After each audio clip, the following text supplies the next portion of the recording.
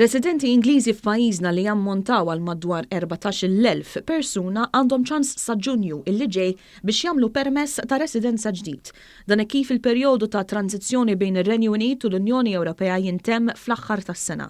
Dan tħabbar mis-Segretarju Parlamentari għaċ-Ċittadinanza Alex Muscat waqt konferenza tal-aħbarijiet illi qal kif dan il-permess il-ġdid se jkun validu għal 10 snin.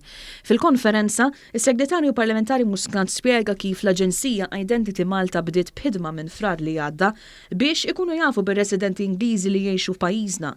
Spjega kif Malta ħarġet l-ewwel applikazzjonijiet minn fost il-membri stati tal-Unjoni Ewropea fejn s'issa applikaw madwar 6,600 persuna.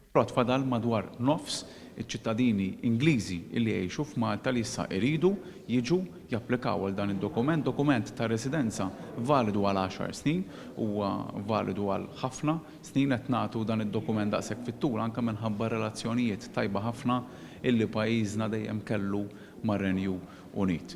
Preżenti għall-konferenza kien hemm il-Kummissarju Oli Ingliż f'Malta Catherine Ward illi qalet kif ir-relazzjonijiet bejn ir-Renju Unit u Malta għadhom b'saħħithom. Hija appellat biex l-Ingliżi illi se jibqgħu jgħixu Malta wara l-perjodu transitorju japplikaw għal dan il-permess. Is how important it is for all British residents in Malta who wish to continue residing in Malta to make sure that they do apply for the new residency card.